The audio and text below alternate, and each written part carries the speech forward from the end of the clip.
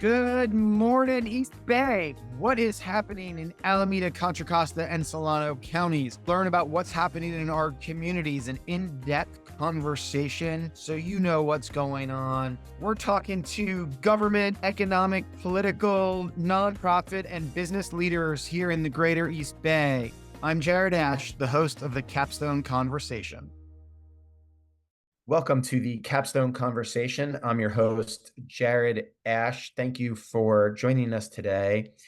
This month, we're doing actually a three-part series on community colleges and local education. We have three guest speakers coming. Tom Epstein, who is with the California Community College Board, the chancellor of the Contra Costa Community College, a program director from Solano Community College, talking about how they have a 4-year program in life sciences, creating jobs and partnering with companies from South San Francisco up at a 4-year program, which is unique for a community college. So we're going to kick that series off with Tom here. So welcome, Tom. Thanks for joining me. Tell us a little bit about yourself. Oh, thanks, Jared. Yeah, I'm on the California Community College's Board of Governors. I've been on for 10 years, originally appointed by Jerry Brown and reappointed by Governor Newsom. And prior to that, I had a long history in politics, public affairs, communications from Sacramento to DC and back, and have always been really interested in public policy. And I currently serve also as the chair of the board of the Coalition for Clean Air, and I'm a senior fellow at the UCLA School of Public Affairs. That's great. Appreciate some of your background. So the first big question is, what does the board do? How does it relate to the community college system? What do you guys oversee? Educate us a little bit about it. So there are 18 members of the statewide Board of Governors, and we oversee all the 114 colleges in a way that we provide all the funding that the state provides to the system, which is over $12 billion this year. And we establish regulations that set standards for that all the colleges need to follow. We set up programs to encourage the colleges to pursue certain strategies that we have found to be effective. We provide a lot of technical assistance to the colleges, but all the colleges, of course, are governed by elected boards. Here in Contra Costa, we have a 5-member elected board. It makes all the day-to-day decisions and does all the hiring and so forth. But we basically, at the state level, do policy, finance, regulations, and advice. That's helpful just to frame it. What are the priorities of the board when you look ahead to the next 2 to 5 years? Well, the our board just recently hired a new chancellor, Sonia Christian, who is really a dynamo and brings a lot of energy. She came from the Kern County district.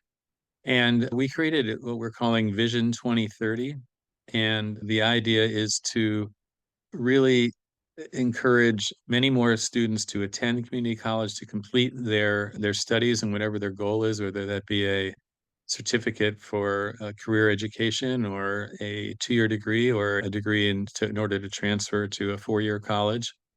One of our top priorities, we have a bunch of priority populations. One are the highest one is probably at this point the 6.8 million Californians aged 25 to 54 that have graduated high school but have no college certificate or degree. And California's goal under the governor is to provide 70% of them with a degree or certificate. And we're trying to do that by giving them credit for what they've learned on the job. Sometimes you can get college credits for what you've learned, whether it be military service or in other work that you've done. We're providing more flexible scheduling so that learners can take classes in the evening or at any time that's convenient for them online instead of having to come into the college to do so. We're also doing a pilot program with the United Domestic Workers Union, where most of those workers do not have any kind of college credential, and we're working with the union to provide flexible training for them, so that the flexible classes so that they can get degrees. We're also doing outreach to veterans, to justice involved students, And we're another innovative program is dual enrollment, where we're trying to work with high schools to get high school students to enroll in community college classes. And our goal is to have high school students that complete 12 units of college credit while they're in high school. When they start in high school to join a community college, they tend to, in much higher numbers, go to college and get their degree. So that's something that we're really focused on.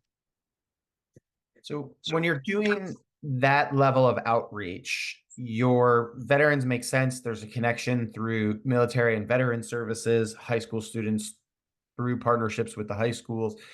How are you reaching out to the rest of the population in that 25 to 55 age range? Well, we do a lot of things that, we do the traditional marketing and social media and that sort of thing, but we also reach out to people that are working through the unions, as I mentioned, and through the special programs that are provided for them. As I said, we also, for instance, have a program for foster youth that we engage with those. They're all kind of in the system in some way or another, and we try to reach them through that.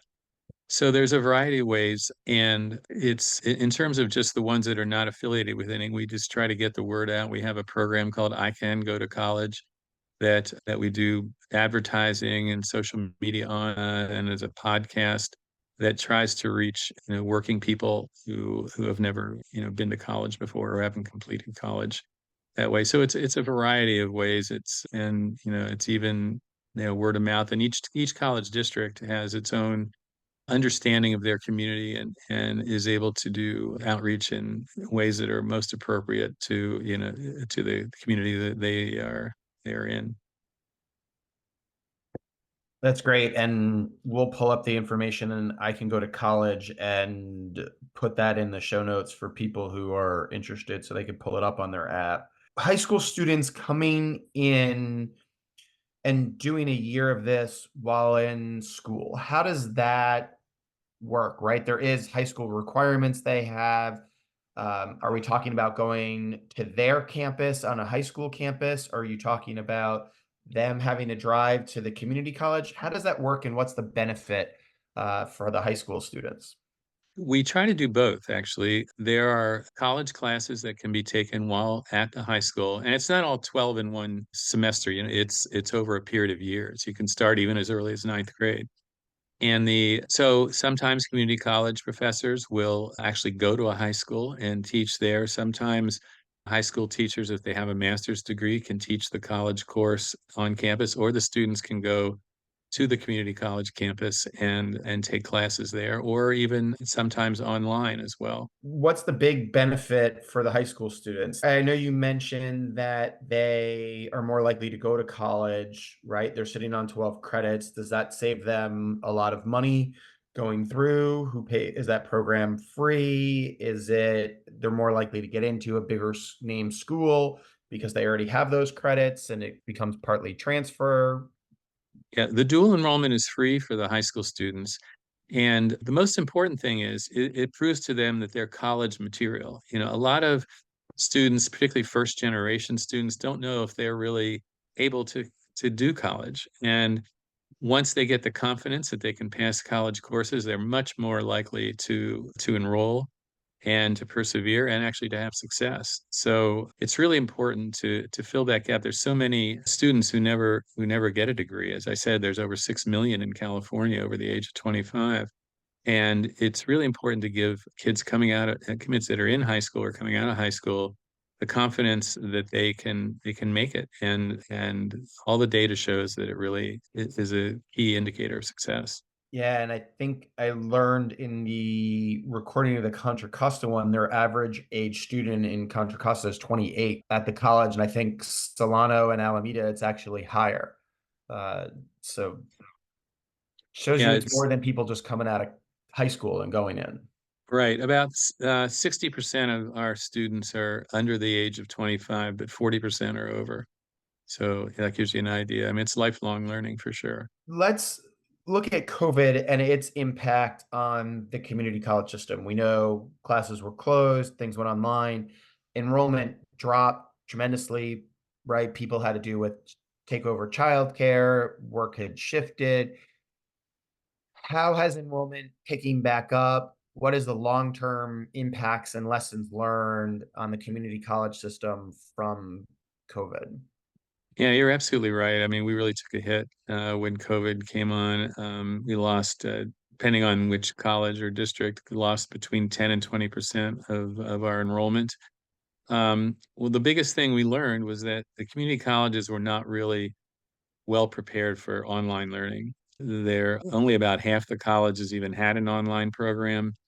We have a statewide system where you can take a student can take classes from any college in the system, but it was not robust. It was not able to manage, a huge influx of people, and a lot of the professors hadn't really ever thought about teaching online, so they weren't up to date on the right methods. So one thing that we've done is created a much more robust online program now. It still has a ways to go, but that's helpful. But the other really important thing was after the initial year of COVID, which was really devastating, there've been a ton of outreach to try and bring people back in, particularly students who were already enrolled or people coming who had just come out of high school who never bothered to enroll. And they did all sorts of things, from phone calling to public meetings to a lot of social media to try and bring those students back. And we're having some success. The enrollment now is back up to 1.9 million statewide, which is, by the way, the largest system of higher education in America with 116 colleges. And so it's been steadily growing since probably the fall semester of 2021. And we're hopeful to get back up. We were up at one point at about 2.1 million, and we'd like to get back to that. Now, another issue though is that fewer people are graduating from high school. California is not gaining population anymore, and so there are fewer younger students now, and that's one of the reasons that we're so focused on the older population that never were able to get a degree. So you talked a little bit there about how California is the largest in size. How do we compare to other states, right? We hear a lot of businesses leaving California for Texas and Arizona and other states. Other than our size, how does California community colleges compare and compete with those other states? Well, I mean, California community colleges are the best bargain in education in America. Half the students don't pay any tuition. And, one out of every five community college students in the country is a California community college student. So even though we're about 10% of the national population, we're 20% of the community college population. It's a huge system. It's by far the best in the country in terms of access. There are community colleges everywhere, and in many smaller communities, they're one of the largest employers and a huge economic engine as well as an educational opportunity. And it's particularly important because about 70% of community college students are from diverse ethnic backgrounds, and a significant percentage are first generation to go to college. So it's like the first rung on the higher education ladder for so many people that whose families had been left behind or had never had the opportunity to get a higher education. So it's a hugely important economic and opportunity creator in California, unlike anywhere else in the country. That's a great answer. Let's talk about how, and I know it's independent to each college, but how do the community colleges work with employers within their communities statewide to build those relationships and make sure we're constantly developing students for the future, for the jobs in their community, right? Well, at the state level, we are given a bunch of state money that we then pass through to the colleges, and we've helped to form kind of regional collaboratives, regional coalitions of employers, unions, and colleges to organize it so that, like, if there are 10 colleges in one region, that employers know which colleges are producing students with this kind of expertise, and that we bring in the right employers that can take these students. Also, of course, the individual colleges have relationships in their community with employers, and they do it on a one-to-one basis. Like I've visited colleges where there, are, let's say, a welding program, and they have an employer who is looking for welders that they work directly with and send them right there.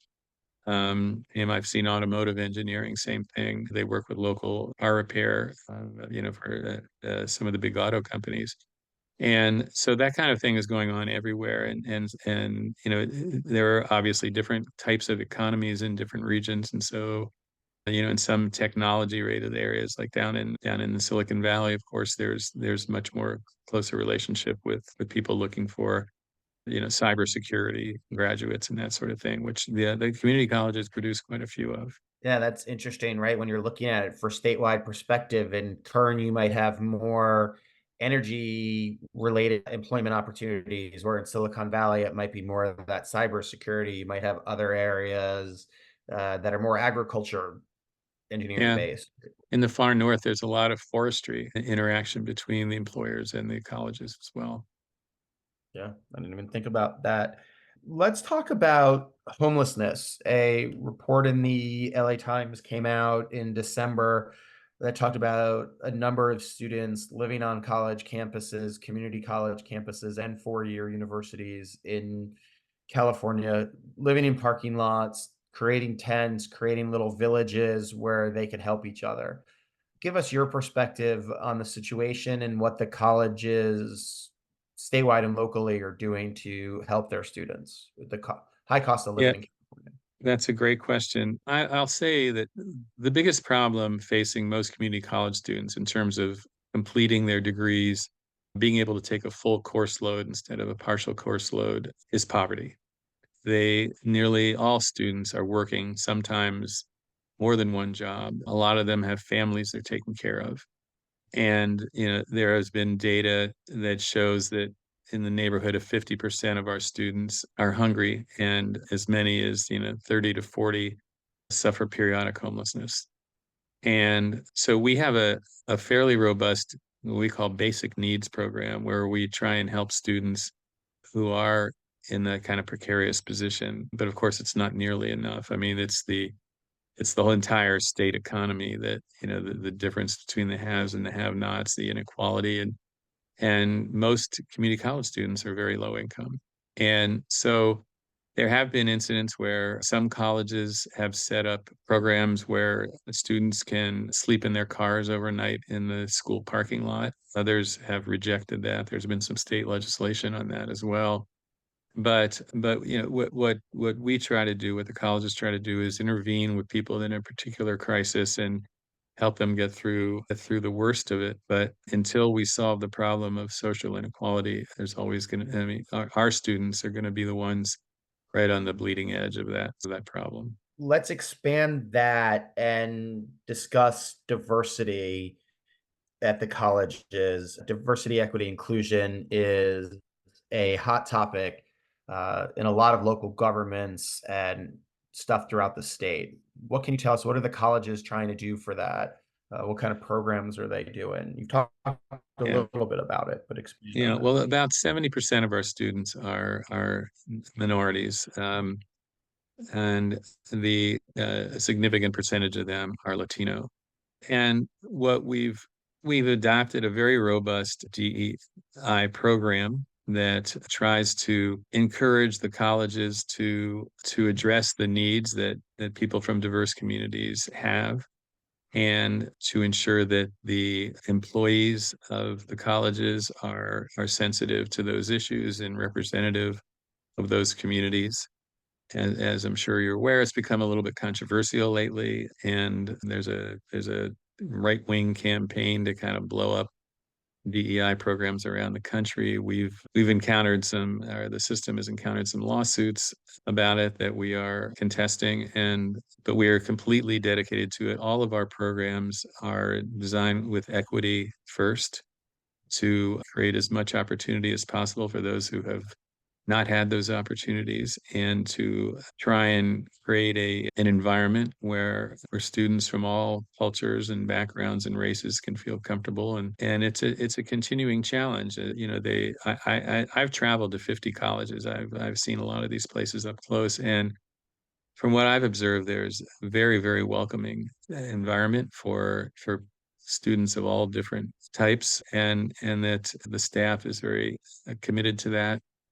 But there still can always be better, and so that's what we're trying to do, and and have the colleges reflect the types of students that attend there. So it's a continuing challenge, and with this assault from the right, it's made it even more challenging. And are they just going after the concept of DEI, or are there specific elements that it looks like people are attacking with the in California here? Well, in California, it's the regulations that we adopted that set some standards for hiring new faculty and staff that are being challenged legally. But it's really, I mean, there was a big front page New York Times Sunday story a couple weeks ago that talked about who the funders are of this nationally, and how they're systematically going out and trying to dismantle all these programs that are designed to increase equity and an opportunity for people who have been denied it over the years. Switching to the employees and professors at colleges, you have 1.9 million students, moving up to hopefully 2.1, I believe you said. That's a lot of employees. Roughly, do you know how many? I'm afraid that's a statistic I don't have, but there's a lot.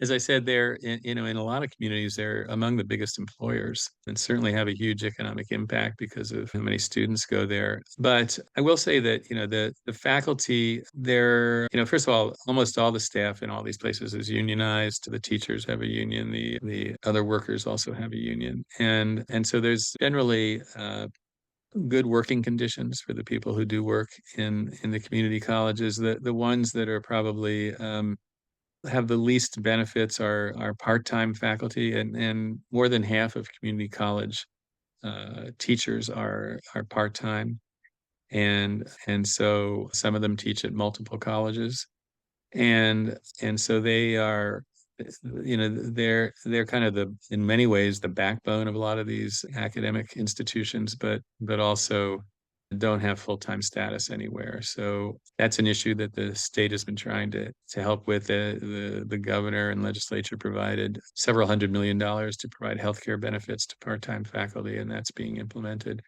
But in terms of the staffing, I think the professors, I've talked to a lot of students, as I said, as I've traveled around, and they all rave about their professors, about the engagement they get and how committed they are to seeing their success. And I've talked to plenty of graduates of four-year colleges who say the best teachers they ever had were when they were in community college.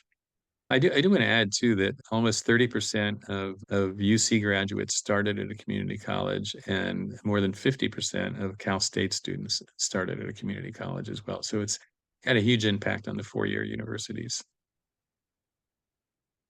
Yeah, good partnership. And I looked it up while you were talking there. It's 92,500 approximate employees under the system. So that is, a huge employment network. Is there enough faculty and staff at these schools? I know from a local government perspective, from everything from wastewater to police, people have had shortages over the last 2 years of employees. Does the system overall have enough people wanting to be faculty, wanting to be involved in the schools? That's a complicated question because, well, first of all, there's a state law saying that all the colleges should strive to have 70% of their faculty be full-time, and most colleges have not gotten there. They're required to make an effort to do that. And there are plenty of people, I think, who want to be like a lot of these part-time faculty members would like to be full-time, but there isn't the funding for that. And yeah, so the biggest challenge is really, I think there are plenty of people that want to be college faculty, but just depending district by district, some just don't have the funding to continue to add faculty. There's also a requirement that 50% of all funding, state funding that comes for community colleges through Prop 98, which was a ballot measure passed many years ago for K through 12 and community colleges, 50% is supposed to be spent on faculty. And most colleges, I mean, in fact, I think all the colleges meet that mark. So, but there are pockets of types of classes that are for which there aren't enough faculty. For instance, nursing. To be a nursing instructor at a community college, you need to have a master's degree. But if you have a master's degree in nursing, you can make a lot more money working in a hospital or somewhere else, or a health plan. And so it's sometimes difficult recruiting certain types of professors. Same for some of the hands-on workforce training. It's hard to find uh, people who may have the skills but don't have the academic credential to teach, like in a automotive engineering or whatever it is. So there are certain categories that are a little difficult to find enough teachers for, but the rest of it is really a funding issue. Sure, and I imagine there's some geography traits to it also, right? In some places, it Mhm. might be easier for one occupation versus another. And I taught a couple of years ago at UC Berkeley Extension some political science and government classes, and love it. And maybe when my kids are older, that'll be something I could do part-time again, just because I Mhm. really enjoyed it. And I enjoyed instructors that when I was in college that worked in the legislature that had that hands-on sort of experience, right? Came out of the political world. I Mhm. really just enjoyed their perspective on things, even if I disagreed with them politically. Mhm. So, So, so there's one thing I do want to mention. The Under our Vision 2030 that we've adopted recently, we do have certain priority areas that I really wanted to mention, and also something about what the people listening to this podcast can do to help. Our workforce training involves, both industry partnerships where, colleges work directly with a certain company or set of companies to provide training for various skills. And then we also have relationships with unions for apprenticeships that also are very important. And we're trying to expand apprenticeships greatly and into fields that didn't traditionally have apprenticeships, more some of the technology jobs, for example. And also, our workforce training under our new vision is focused on expanding four areas that we think there are shortages of workers in, including healthcare, climate, STEM, and in education. Creating more teachers, as we just talked about. And the other thing we're working on in terms of workforce is what's the impact of AI. Obviously, AI affects everything from how we teach to how students learn to how the colleges operate. And it's something that we've been doing a series kind of working sessions on to figure out how that's going to happen. And the other thing I just want to do is, because you have some listeners hopefully who are interested. If you're a high school parent or a high school student, you should check out dual enrollment. That's something that would be it's definitely worth your while. If you're a working adult who feels like they need more skills to get another job, that move up the economic ladder, go online to your local college and check out the flexible opportunities that, this credit for prior learning that I mentioned, that you might be able to get college credits just for work you've already done, particularly veterans.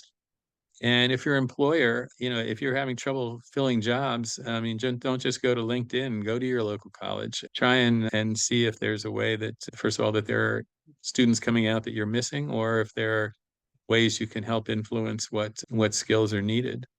And if you're just an ordinary, resident of the East Bay, support policies and bond measures that come up to help the community colleges. Most of our colleges go to the ballot every 5 or 10 years and seek more money for facilities and try and vote for those. And finally, if you're a foundation involved with a foundation, or you happen to be wealthy, consider donations and contribute to the colleges. I mean, I find it appalling that, these Ivy League colleges have endowments in the tens of billions of dollars, and most community colleges, might have a foundation with a couple $1 million, when community colleges are training and educating so many more students than the wealthy schools are. So that's something, if you have any particularly foundation listeners, hopefully that would be something they'd consider. I wanted to make sure I got that in before this ended.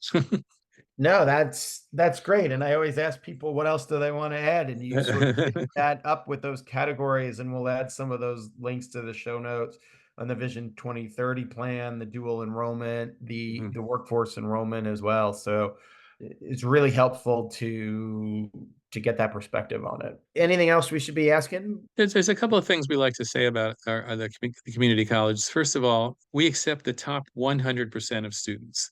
You don't need to be afraid to apply to a community college. It's open admission, and there are plenty of support structures, and there are lots of counselors.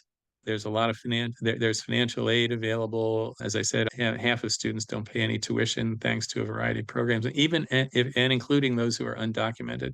There's financial aid for undocumented students.